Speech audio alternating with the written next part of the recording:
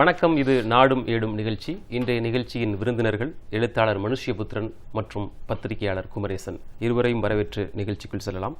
Sir வணக்கம். இந்த பொள்ளாச்சி விவகாரம் செய்திகளில் முதலிடத்தில் இடம்பெற்றிருக்கு. பொள்ளாச்சியில் குறிப்பாக இந்த பிரச்சனையை அரசியலாக்காதீங்க அப்படின்னு எல்லா கட்சியும் சொல்கிறாங்க.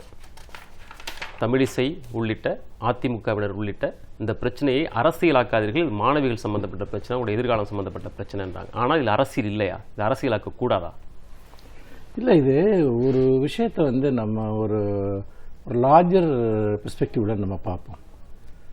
இன்னைக்கு நாட்டில் ஏதாவது ஒரு பிரச்சனை நடக்குதுங்க. அது நீங்கள் நீட்டு பிரச்சனையாக இருக்கலாம், இல்லை பார்த்தீங்கன்னா இப்போ ஒரு குற்றங்கள் நாட்டில் அதிகமாயிருச்சு. குற்றங்கள் அதிகமாயிருச்சுன்னா அதுக்கு யாரும் நம்ம கேள்வி கேட்க முடியாது. அரசாங்கம் ஏன் உரிய நடவடிக்கை எடுக்கலை, காவல்துறை ஏன் செயல்படலை, அப்போ அரசாங்கம் அந்த காவல்துறைக்கு பொறுப்பாக இருக்கக்கூடிய முதலமைச்சர் நடவடிக்கை எடுக்கிறார் அப்படின்னு எதிர்கட்சிகளோ மற்றவர்களோ கேட்கிறாங்கன்னா அது அரசியல்னா அரசியல் தான். அரசியலின் வழியாகத்தான் இந்த நாட்டில் இருக்கக்கூடிய ஒவ்வொரு விஷயமும் நிர்ணயிக்கப்படுகிறது. அப்படி பார்க்குறப்போ இன்னைக்கு எதிர்கட்சிகள் என்ன கோரிக்கை வைக்கிறாங்க? நீங்கள் பார்த்தீங்கன்னா இந்த வழக்கை மூடி மறைக்க முயற்சிக்காதீர்கள். அவங்க டிமாண்ட் என்னன்னு பார்த்தீங்கன்னா விசாரணை பண்ணுங்க. நீங்கள் பார்த்தீங்கன்னா உண்மையான குற்றவாளிகளை கைது பண்ணுங்க. எதற்காக பார்த்தீங்கன்னா நீங்கள் காவல்துறை அதிகாரி முன்கூட்டியே இதில் கண்காணிப்பாளர் பாண்டியராஜன் மொத்தம் 4 வீடியோ தான் இருக்குன்னு முன்கூட்டியே சொன்னார். அதுக்கு பிறகுதான் புதுசாக 2 வீடியோ வருது. அப்போ இதுதான் அந்த அரசியலுக்கான அடிப்படை. நான் அதை தான் சொல்ல வர்றேன். என்னன்னா, ஒரு முன் தீர்மானத்தோடு காவல்துறை செயல்படுகிறது என்று சொன்னால் அது யாரையாவது காப்பாற்ற முயற்சிக்கிறதா? அப்படி காப்பாற்ற முயற்சிக்கிற நபர்கள் யார்? இந்த கேள்வியை ஏன்னா இது வெறுமனே குற்றவாளிகளை கண்டுபிடிப்பது மட்டுமல்ல, இந்த குற்றத்தோட நெட்வொர்க் இன்னும் பிரம்மாண்டமானதா இருக்கு. அப்ப இன்னும் பின்புலத்திற்கவங்க இந்த குற்றத்தை தொடர்ந்து செஞ்சுக்கிட்டே இருப்பாங்க. இப்ப வரக்கூடிய செய்திகள் என்ன சொல்றதுன்னா, இது பொள்ளாச்சியில மட்டும் இல்ல, இந்த நெட்வொர்க் தமிழ்நாடு முழுக்க இருக்கு. ஆமா, அப்ப தமிழ்நாட்டில் பல பகுதிகளில் அவங்க செயல்பட்டு இருக்காங்க. அப்படிங்கிறப்போ நீங்க இந்த குற்றவாளிகளை தப்பவிட்டால் இவர்கள் தொடர்ந்து பெண்களை வேட்டையாடுவார்கள். மிரட்டி பணம் பறிப்பது, பாலியல் ரீதியாக துன்புறுத்துவது, இப்படி நிறைய தற்கொலைகள் நடந்திருக்கின்றன என்று சொல்லப்படுகிறது. இதையெல்லாம் இன்னும் முழுமையாக விசாரிப்பதற்கு முன்பே யாருக்கு எந்த தொடர்பு இல்லை, இந்த 4 பேர் தான் குற்றவாளி என்று நீங்கள் அவசரமாக நீங்கள் ஒரு முன்முடிவை ஏன் தெரிவிக்கிறீர்கள் என்றால் உங்களுக்கு பின்னால் ஏதோ ஒரு அழுத்தம் இருக்கிறது. யாரையோ நீங்கள் கவர் பண்ண முயற்சி பண்றீங்க, எதையோ கவர் பண்ண முயற்சி பண்றீங்க என்பது தெளிவாக தெரிகிறது. இது அரசியல் அல்லாமல் வேறு என்ன? இன்னொன்னு, நான் திரும்ப திரும்ப கடந்த ஒரு வாரமா எல்லா ஊடகங்களையும் கேட்கிற ஒரு கேள்வி இதுதான். இன்னைக்கு தமிழிசை சொல்றாங்கல்ல, இது அரசியலாக்காதீங்கன்ட்டு. நிர்பயா வழக்கில் நீங்க இந்தியா முழுக்க அந்த விஷயத்தை எடுத்துட்டு போனீங்க. அன்றைக்கு இந்த ஐக்கிய முற்போக்கு கூட்டணி அரசுக்கு எதிராக இந்த நாட்டில் பெண்களுக்கு பாதுகாப்பு இல்லை, இந்த அரசுனால தான் பார்த்தீங்கன்னா இந்த குற்றங்கள்லாம் நடக்குது, தேர்தலில் அது ஒரு மிகப்பெரிய புரொபகண்டாவா நீங்க முன் வச்சீங்க, டெல்லி நகரத்தையே ஸ்தம்பிக்க வச்சீங்க. ஆனா அப்ப யாரும் இவங்க சொல்லல அதை அரசியலாக்க வேணாம் அப்படின்ட்டு. அப்ப அரசின் மீது அந்த அக்கௌண்டபிலிட்டி நீங்க கொண்டு வர்றீங்க இல்லையா? ஏன் பெண்களுக்கு பாதுகாப்பு இல்லை அப்படிங்கிற விஷயத்தை இப்ப இவர்கள் அதிகாரத்தில் இருக்கிற போது, இவர்கள் ஆதரிக்கிற கட்சி அதிகாரத்தில் இருக்கிற போது கட்சியை சேர்ந்த ஒருவரே இந்த குற்றத்தில் சம்பந்தப்பட்டிருக்கிறார். காவல்துறை அதிகாரிகளுடைய செயல்பாடு சந்தேகத்திற்குரியதாக இருக்கிறது. இங்க இவர்கள் விசாரணை நடத்துவதில் இன்னொரு பெண் பாத்தீங்கன்னா புகார் கொடுக்கிறாங்க. அப்புறம் முக்கியமாக திமுக தலைவரினுடைய இந்த அறிக்கை, அதைத்தான் நாம் இதுல மிகவும் சந்தேகத்திற்குரியதாக அரசினுடைய நடவடிக்கை ஏன் இருக்கிறது என்பதை நாம் பார்க்க வேண்டும். என்றால் பாதிக்கப்பட்ட பெண்ணினுடைய அடையாளத்தை வெளிப்படுத்தக்கூடாது என்பது உச்சநீதிமன்ற உத்தரவு, சட்டம். அப்படி பத்திரிகைகளோ மற்றவர்களோ வெளிப்படுத்தினால் அது தண்டனைக்குரிய குற்றம். இது சட்டம் பற்றிய அடிப்படை அறிவுள்ள எல்லோருக்கும் தெரியும். ஆனால் இன்றைக்கு ஒரு சில பத்திரிகைகள் எல்லாம் தானாக முன்வந்து நாங்கள்லாம் அப்படி வெளியிட மாட்டோம் என்று சொல்லக்கூடிய அளவிற்கு நேற்று ஒரு தமிழ் நாளிதழ் நாங்கள் இந்த பெண்ணினுடைய அடையாளத்தை எல்லாம் வெளிப்படுத்த மாட்டோம் அப்படின்னு தானாக டிக்ளேர் பண்றாங்க. ஆனால் அரசு முதல்ல காவல்துறை புகார் கொடுத்தவங்களோட ஐடென்டிட்டியை லீக் பண்ணுது. அது ஒரு பெரிய பிரச்சனையாகுது. அதுக்கப்புறம் அரசாங்கம் வச்சிருக்கக்கூடிய அந்த சிபிஐ என்கொயரிக்கு மாற்ற அந்த அரசாணையில அந்த பெண் எந்த கல்லூரியை சேர்ந்தவர், அவர் யாரு, சகோதரர் பெயர், ஊர் பெயர் எல்லாத்தையும் நீங்க போட்டு நீங்க கொடுத்துட்டு, அப்கோர்ஸ் நீங்க கொடுக்கணும்னா நீங்க சிபிஐக்கு கொடுக்கறப்போ அப்படி ஒரு டாக்குமெண்ட் கொடுக்க வேண்டிய அவசியம் இருக்கலாம் உங்களுக்கு. வைக்கிறீங்க இப்படி நோக்கம் என்ன? இதே ஒரு விஷயத்த அப்ப இதே சொல்லுங்க. இதுல இன்னார் மேல எல்லாம் சந்தேகம் தெரிவிக்கப்படுது அப்படிங்கறதையும் சேர்த்து சொல்றீங்களா? நீங்க பப்ளிக் டொமைன்ல எல்லாத்தையும் சொல்றீங்க. அப்போ நீங்க விசாரிக்கப்பட வேண்டியவர்களா இவங்க எல்லாம் இருக்காங்க, இவங்க மேல எல்லாம் சந்தேகங்கள் இருக்குன்னு நீங்க ஆளுங்கட்சியை சேர்ந்த பிரமுகர்கள் பேர் யார் யார் இருக்கோ அவங்க பேரையும் சேர்த்து கொடுங்க. அப்போ இப்படி சொல்றதுக்கு பின்னால் ஒரு அரசியல் நோக்கம் இருக்கு. ஒண்ணு சொல்லிடுறேன். அந்த அரசியல் நோக்கம் என்பது திமுக தலைவர் சுட்டிக்காட்டி இருப்பது போல மிக வெளிப்படையாக தமிழக அரசு பாதிக்கப்பட்ட பெண்களை மிரட்டுகிறது. நீங்க உங்களை அடையாளங்களை வெளிப்படுத்துவோம். ஏற்கனவே தாக்கப்பட்டிருக்கிறார் அந்த பெண்ணுடைய சகோதரர். இந்த அடையாளங்களை வெளிப்படுத்துவது என்பது அந்த பெண்களை மீண்டும் ஒரு முறை பாலியல் பலாத்காரத்துக்கு உட்படுத்துவதற்கு சமமானது. குற்றவாளிகள் இந்த பெண்களின் வீடியோவை எடுத்து வைத்து 7 ஆண்டு காலம் மிரட்டிய போதெல்லாம் அந்த வீடியோ வெளிவரல. ஒரு பெண் புகார் கொடுத்தது வரிசையா வீடியோக்கள் வெளிவருது அப்படின்னா, புகார் கொடுத்தா வீடியோக்கள் வெளிவரும்ன்ற ஒரு நேரடியான மிரட்டல் இதுல இருக்குதா இல்லையா? நிச்சயமா. அதாவது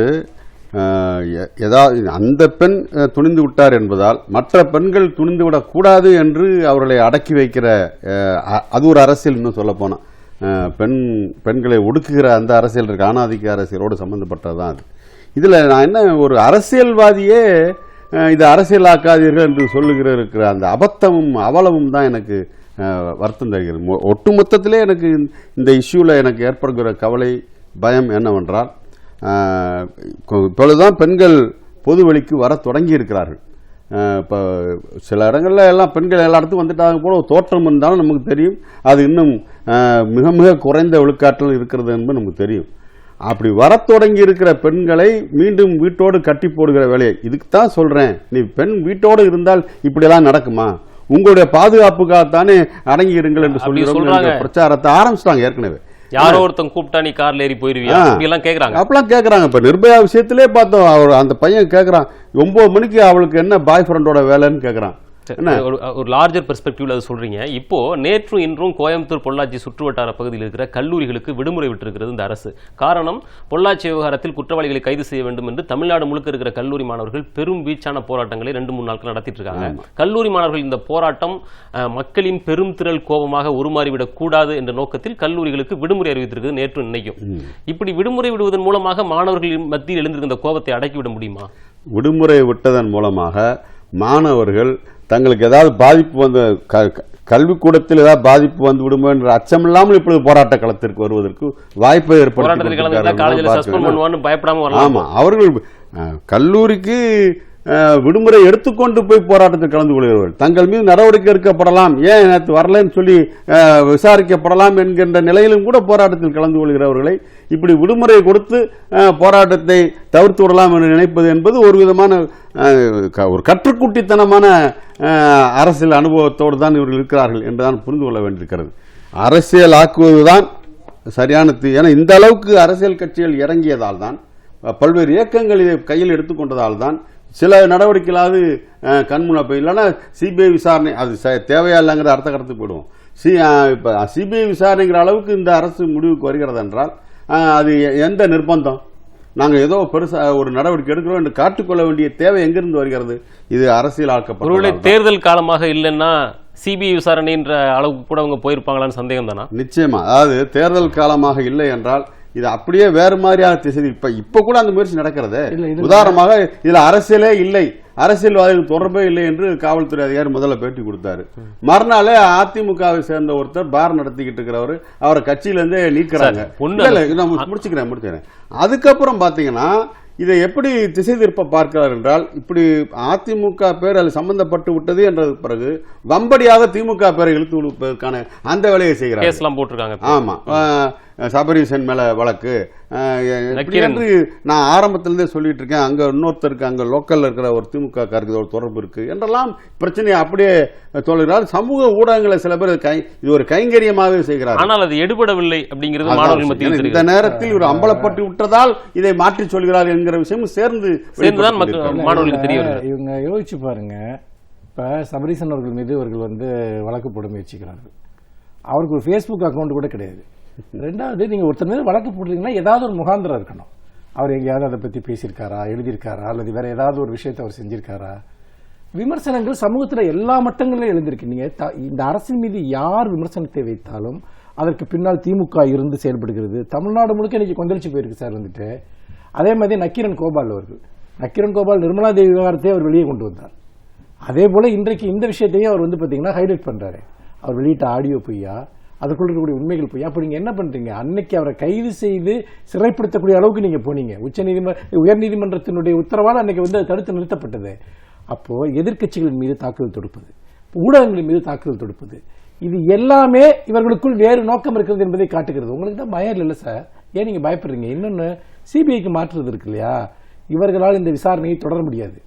தொடர்ந்தால் சிக்கல். அப்ப மக்களுடைய அது அழுத்தமும் எதிர்க்கட்சிகளுடைய அழுத்தமும் கடுமையா இருக்கு. அப்ப நாங்க சிபிஐ ஒப்படைச்சிட்டோம், நாங்க வந்து பாத்தீங்கன்னா இதுல எங்களுக்கு எந்த பங்கும் இல்லை என்று வெளியே காட்டிக்கொண்டு அது சிபிஐ பாத்துக்கிட்டுன்னு சொன்னா சிபிஐ எப்படி விசாரிக்கும், எப்ப விசாரிக்கிறது நமக்கு தெரியும்.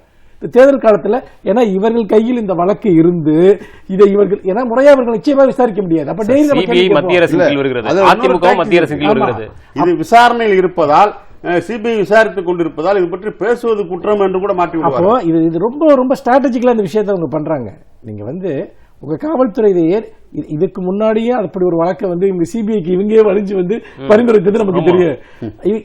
இவங்களே ஒன்றை வற்புறுத்தி சிபிஐ கிட்ட கொடுக்கறாங்கன்னா இவர்கள் மீது வரக்கூடிய அழுத்தத்தை கேள்விகளை காவல்துறை ஏன் முரண்பட்டு நடந்து கொள்கிறது என்பதை எல்லாம் மறைப்பதற்காக இன்னொரு இடத்தை கொடுத்து விட்டு நாம வந்து பாத்தீங்கன்னா நாங்க சிபிஐ கிட்ட கொடுத்துட்டோம்னு சொல்லிவிடலாம். இதுதான் விஷயம். இந்த காலகட்டத்தில் அதாவது தடயங்களை அளிப்பது, குற்றம் சாட்டுகிறவர்களை மிரட்டுவது, இதுதான் இந்த விஷயத்தில் நடந்துட்டு இருக்கு. அந்த பார் நாகராஜ் நேற்று ஒரு வீடியோ வெளியிட்டிருக்காரு, ஒரு தண்ணில விளக்கம் பத்திரிகையாளர் பேட்டி எல்லாம் கொடுத்திருக்காரு பார் நாகராஜ். அந்த தொடர்ந்து வந்த 2 வீடியோக்கள், அதுக்கு அடுத்து வந்த 2 வீடியோக்கள் இருக்குது, நான் இல்ல அப்படின்னு விளக்கம் கொடுத்த பார் நாகராஜ். இந்த ஆட்சியில அதுல ஒரு முக்கியமான என்னன்னா, என்னுடைய அரசியல் வாழ்க்கையை பாதிப்பதற்காக இந்த வீடியோவை திட்டமிட்டு வெளியிட்டிருக்காங்க பார் நாகராஜுக்கு. ஒரு அரசியல் அதாவது ஒரு விஷயம் பாருங்க, ரொம்ப வேதனையோட நான் சொல்றேன். இந்த நாட்டில் வந்து பார்த்தீங்கன்னா பாதிக்கப்பட்டவங்க, துயரத்தில் அனுபவிச்சவங்க அல்லது இவங்களுடைய விக்டிமா இருந்தவங்க எல்லாம் இருட்டில் இருக்காங்க. அவங்க வந்து வெளியே வந்து உண்மைகளை சொல்ல முடியாது, சொல்வதற்கு அஞ்சுறாங்க. ஆனா யுவராஜா இருக்கட்டும் இல்ல பார் நாகராஜனா இருக்கட்டும் வெளிப்படையா காணொலிகளை வெளியிடுறாங்க, தொடர்ந்து மக்கள் கிட்ட பேசுறாங்க, தன்னுடைய அரசியல் வாழ்க்கையை பத்தி பேசுறாங்க. ஆனா இவர்களால் பாதிக்கப்பட்டவர்கள் எல்லோருமே இருட்டில் இருந்து அழுது கொண்டிருக்கிறார்கள். தொடர்ந்து யோசிச்சு பாருங்க, குற்றவாளிகள் இவ்வளவு தைரியமாக காணொலிகளை வெளியிடுகிற அல்லது நீங்க அந்த யுவராஜ் விஷயத்துல அதை தான் கேட்டேன், இவர்களுக்கு எங்கிருந்து இந்த தைரியம் இருக்கிறது என்கிற ஒரு கேள்வியை நான் திரும்ப திரும்ப அன்றைக்கு கேட்டுக்கொண்டிருந்தேன். அவர்கள் எல்லாம் சுதந்திரமாக பேசுகிறார்கள். இன்னொன்னு, இந்த பார் நாகராஜன் விஷயத்திலே நம்ம கவனிக்க வேண்டிய இன்னொன்னு இருக்கு. இந்த வழக்கை இதோடு முடிப்பதற்காக இவரோடு இதை நிறுத்தி விடுவதற்காக இவர்கள் முயற்சிக்கிறார்கள். அவங்க திரும்ப திரும்ப வைக்கிற அந்த கைது செய்யப்பட்டவர்களுடைய கோரிக்கை என்னன்னா, இதுக்குள்ள பல பேர் சம்பந்தப்பட்டிருக்காங்க. அந்த இன்னொருத்தர் திருநாவுக்கரசு வீடியோவிலே சொல்லியிருக்காரு. அப்போ அவர்கள் சொல்வது என்றால் அவர்களை நீங்கள் முறையாக விசாரிக்க வேண்டும். அது நிறைய பேர் என்பது யார், அவர்களை வெளிப்படுத்துங்கள். இதை கேட்டனா அரசியல்படுத்தாதீங்கன்னா இன்னைக்கு இதை அரசியலாக்க வேண்டாம் என்று சொல்கிற எல்லோருக்குமே இந்த குற்றத்தில் மறைமுகமாக பங்கு இருக்கிறது என்று நான் சொல்ல விரும்புகிறேன். இவர்கள் தொடர்ந்து இந்த குற்றங்கள் தொடர்ந்து நடப்பதற்கு இவர்களும் உடந்தையாக இருக்கிறார்கள். அரசியல் அழுத்தம் இல்லாமல் இந்த குற்றம் விசாரிக்கப்படாது, இந்த குற்றவாளிகள் கைது செய்யப்பட மாட்டார்கள் என்பதுதான் உண்மை. அதாவது அரசியல் ஆக்காதீர்கள் என்று சொல்லுகிறவர்கள் யாராக இருக்கிறார்கள் என்று பார்த்தால், இதற்காக தமிழகமே கொந்தளித்து போராட்ட இயக்கங்கள் நடந்து கொண்டிருக்கிற போது ஒரு ஒப்புக்கு கூட அவர்கள் சொல்வதற்கு பின்னாலும் ஒரு அரசியல் இருக்கிறது. தொடர்ந்து பேசலாம். நாடு முழுக்கவும் இருக்கிற 1,76,000 பிஎஸ்என்எல் ஊழியர்களுக்கு கடந்த பிப்ரவரி மாத ஊதியம் வழங்கப்படவில்லை. பிஎஸ்என்எல் வரலாற்றிலே இது இல்லை. கடந்த 5 ஆண்டுகளா, மோடி பதவியேற்ற 5 ஆண்டுகளா பிஎஸ்என்எல் தொடர்ந்து வீழ்ச்சியை சந்தித்து வருகிறது. இதன் எதிர்மறையாக ஜியோ நிறுவனம் மிகப்பெரிய வளர்ச்சியை சந்தித்து வருகிறது. இதற்கு 2க்கும் நேரடி தொடர்பு இருப்பதாக பலர் சொல்கிறார்கள். நீங்களும் அப்படிதான் கருதுறீங்களா? இல்லை என்று சொன்னால் நாம் கண்ணை மூடிக்கொண்டிருக்கிறோம் என்று பொருள். ஏனென்றால் நீங்கள் பிஎஸ்என்எல் வரலாற்றிலேயே இல்லை என்று சொன்னீர்கள். பிஎஸ்என்எல் வரலாற்றுக்கு ஒரு முற்றும் போடுவதற்கான வேலைகள் நடந்து கொண்டிருக்கின்றன. இத்தோடு பிஎஸ்என்எல் கதை முடிந்தது என்று அத்தனையும் சீர்குலைத்து படிப்படியாக நடந்திருக்கிறது. திட்டமிட்ட முறையில் பிஎஸ்என்எல் நிறுவனத்திற்கு எந்த விதமான வலிமையும் இல்லாத அளவுக்கு ஆக்கப்படும். அதனாலதான் அந்த ஊழியர்களுடைய போராட்டங்களே கூட பார்த்தீங்கன்னா அண்மை காலமாக அவர்கள் ஊதிய உயர்வு போன்ற விஷயங்களுக்கு கூட இல்லாமல் அந்த நிறுவனத்தை பாதுகாக்க வேண்டும் என்கிற போராட்டம் தான் நடந்து வந்திருக்கிறது. நமக்கு தெரியும், இந்த 4G அது முக்கியமான ஒரு தொழில்நுட்பமாக வளர்ந்திருக்கிறது.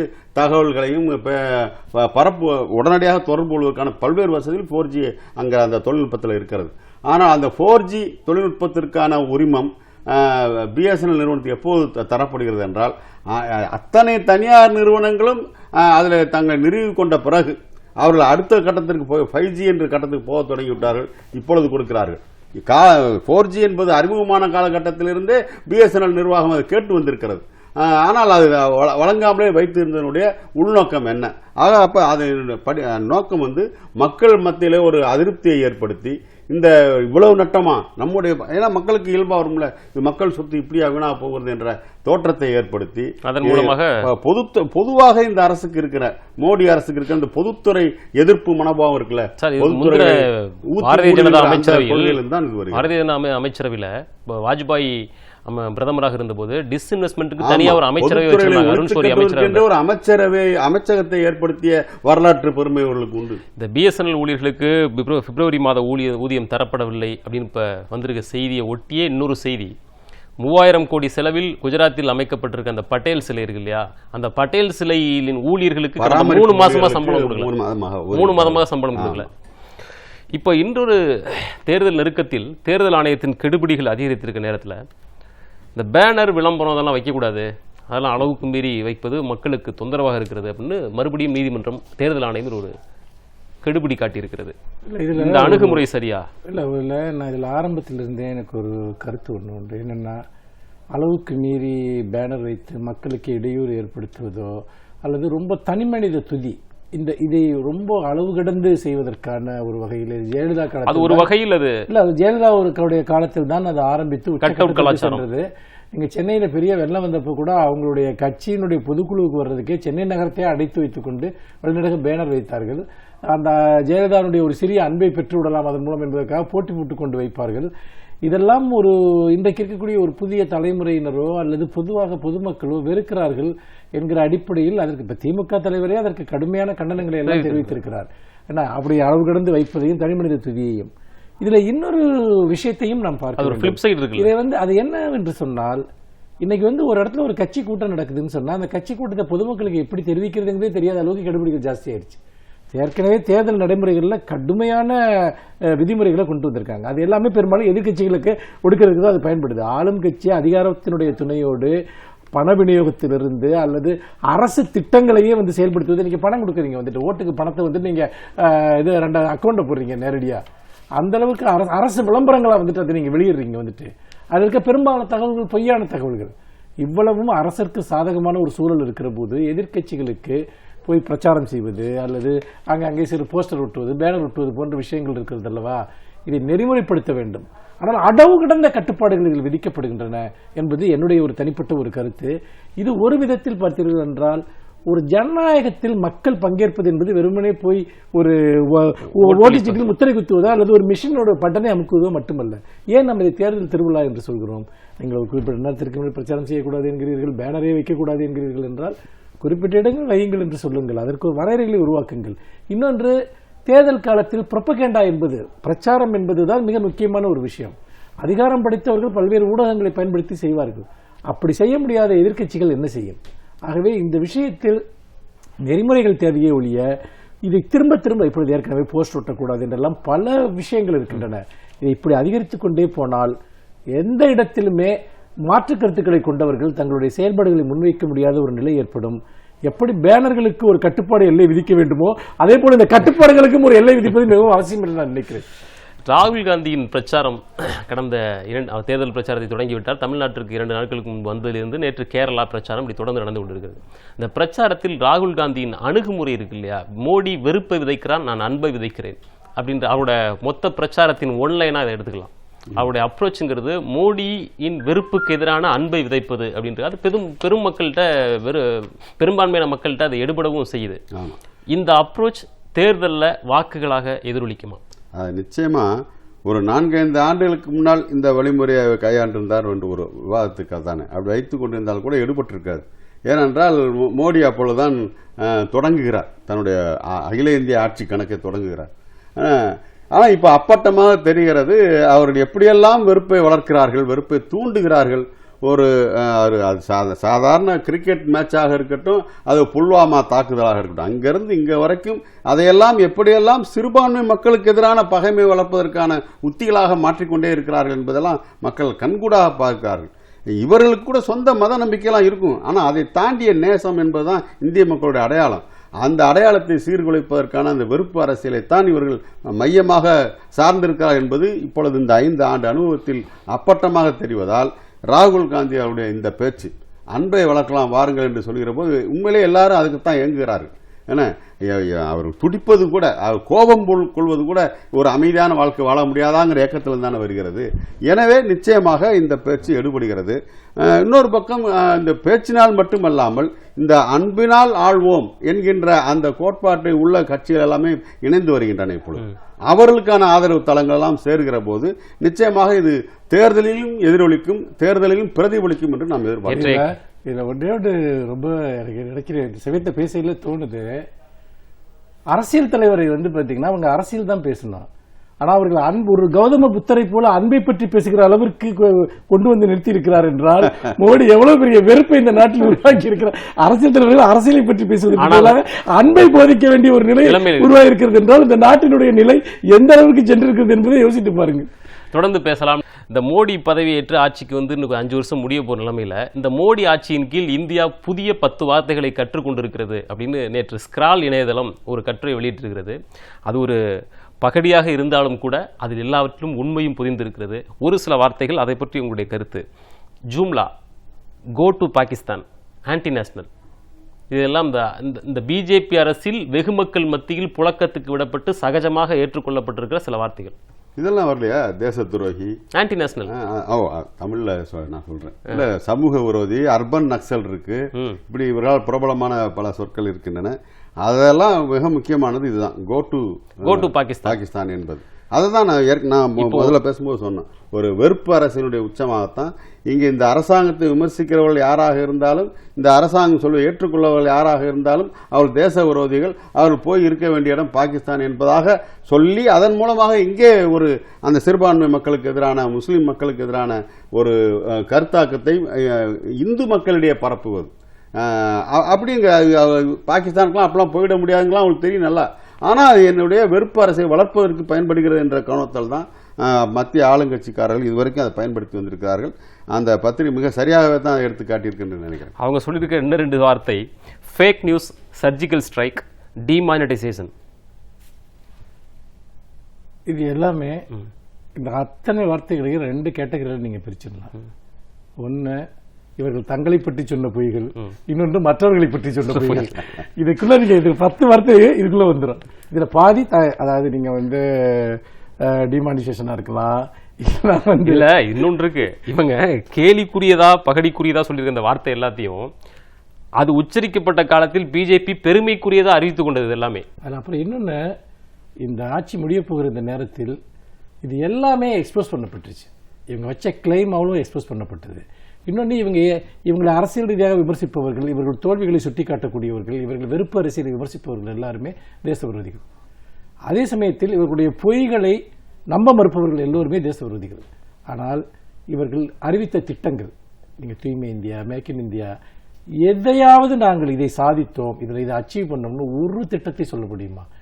நான் திரும்பவும் சொல்றேன், நான் நேற்று பேசிய ஒரு பொதுக்கூட்டத்தில் கூட குறிப்பிட்டேன், இவ்வளவு பொய்களை சொல்லிவிட்டு எதையும், எந்த திட்டத்தையும் நிறைவேற்றாமல், எந்த வாக்குறுதியை நிறைவேற்றாமல், கூச்சமே இல்லாமல் ஒருவர் மீண்டும் என்னை தேர்ந்தெடுங்கள், நான் ஒரு சாதனையாளர் என்று சொல்லிக் கொள்கிறார் என்றால் அவருடைய தைரியத்தை பாராட்ட வேண்டும் என்று குறிப்பிட்டேன். உண்மையிலேயே இந்த வார்த்தைகள் எல்லாமே எவ்வளவு கேலிக்குரியதாகவும் கேள்விக்குரியதாகவும் இருக்கின்றன என்பதை பார்க்கிற போது வெறும் வார்த்தைகளின் மீது மட்டுமே இந்த அரசாங்கம் நடந்திருக்கிறது. வெற்று பிரச்சாரம். மோடி RSS பிரச்சாரகர். அந்த பிரச்சார மோட்ல இருந்து அவர் வெளியே வரவே இல்லை. ஒரு தலைவர் என்பவர், ஒரு ஸ்டேட்மென்ட்ஷிப் என்பது, சொற்களுக்கு அக்கௌண்டபிலிட்டி, தான் கொடுத்த வார்த்தைகளுக்கு அவர் விசுவாசமாக இருப்பது, ஒரு வார்த்தைக்கு எந்த பொறுப்பும் அவருக்கு இருந்தது கிடையாது. மாறாக அந்த இடத்துக்கு புதிய ஒரு வார்த்தையை கொண்டு வருவார், இன்னொரு வார்த்தையை கொண்டு வருவார்.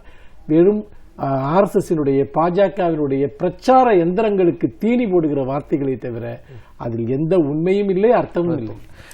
ஒன்றை மட்டும் சொன்ன சர்ஜிக்கல் ஸ்ட்ரைக்குங்கிற விஷயத்துல கூட அது பற்றிய கேள்வி எல்லாம் வந்துருச்சு நமக்கு தெரியும். ஆனா அதை அம்பலப்படுத்தி, உதாரணம் ரஃபேல் ஊழலை அம்பலப்படுத்தி இந்து என் ராம் அவர்கள் எழுதியதுதான் உண்மையான சர்ஜிக்கல் ஸ்ட்ரைக். துல்லியமாக போய் தாக்கியதால் தான் பதறுகிறார்கள். இப்ப அந்த வார்த்தை அப்படியாக இன்றைக்கு மக்கள் மத்தியில் பரவி கொண்டிருக்கிறது. இவர்கள் மேலும் அம்பலப்பட்டுக் கொண்டே இருக்கிறார்கள். இப்ப நம்ம ஏற்கனவே தேர்தல் ஆணையத்தின் கட்டுப்பாடுகள் தொடர்பாக பேசினோம். அதை ஒட்டி இன்னொரு செய்தி, சபரிமலை விவகாரத்தை பேசக்கூடாது அப்படின்னு தேர்தல் ஆணையம் மீண்டும் மீண்டும் வலியுறுத்துது. நேற்றும் சொல்லியிருக்காங்க. அது மக்களின் மத உணர்வு தொடர்பானது. சபரிமலையில் அனைத்து வயது பெண்களும் செல்லலாம் என்ற உச்சநீதிமன்ற தீர்ப்புக்கு பிறகு கேரளாவில் பினராயி விஜயன் அரசு அதை எப்படி எதிர்கொண்டது? வனிதா மதில் என்று 200 கிலோமீட்டர் நீளத்திற்கு பெண்களை நிற்க வைத்து அது பெண்களின் மத வழிபாட்டு உரிமையை இந்த அரசு அப்பட்டமாக மத்திய அரசு மீறுகிறது என்பதை எடுத்து சொன்னார்கள். இதையெல்லாம் இப்போ பேசினா தங்களுக்கு ஆபத்தூரும் நினைச்சு தான் இப்படி ஒரு உத்தரவை தேர்தல் ஆணையத்தின் வாயிலாக சொல்ல வைக்கிறார்களா? அதாவது ஏற்கனவே தேர்தல் ஆணையம் ஒரு சந்தேக பார்வையோடு தான் பார்க்கப்படுகிறது. ஏன்னா அவர் தேர்தல் தேதிகளை அறிவித்ததிலிருந்து கூட பிரதம மோடி கடைசி கட்ட வாக்குப்பதிவு வருகிறார். அப்ப அவர் ஊரெல்லாம் சுத்துறதுக்கு நாடு முழுக்க அவர் பிரச்சாரம் செய்வதற்கு வசதியாக செய்யப்பட்டதா அப்படிங்கிற கேள்விலாம் இருக்கிறது இல்லை. எனவே அது தமிழ்நாட்டில் அந்த ஏன் 21 தொகுதியை விட்டு 18க்கு மட்டும் இந்த இடைத்தேர்தல் அறிவிச்சிங்க என்ற அந்த பல்வேறு விமர்சனங்கள் தேர்தல் ஆணையத்தின் மீதான ஒரு சந்தேகத்தை வளர்த்தி விட்டிருக்கிறது. அந்த சந்தேகம் உண்மைதானோ என்று நினைக்க வைக்கிற அளவிற்கு இப்பொழுது சபரிமலை பிரச்சனை அப்ப 2 தரப்புக்கும் சொன்ன மாதிரி அதில் பார்த்தா தெரியும். அதாவது அங்க இருக்கிற இடமுன்னணி அரசு ஆட்சி அந்த இடதுசாரிகள் அவர்களும் கம்யூனிஸ்டுகளும் தங்களுடைய பிரச்சாரத்தில் சபரிமலை கோயில் அந்த தீர்ப்பு பற்றி சொல்லக்கூடாது.